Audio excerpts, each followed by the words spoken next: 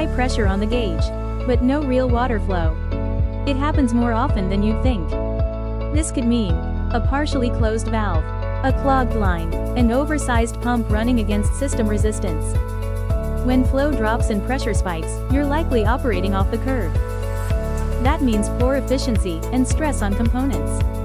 High pressure with low flow can lead to seal failure, overheating, vibration, noise, energy waste. Always start with real flow demand. Match the pump size, the pipework, and the controls accordingly. Pressure is just one variable, never the whole picture.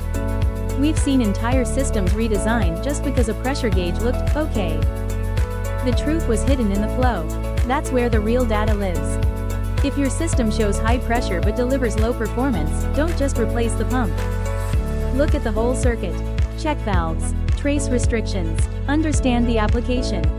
Because real performance starts with the right diagnosis. This is Fluidemy by Ebitt.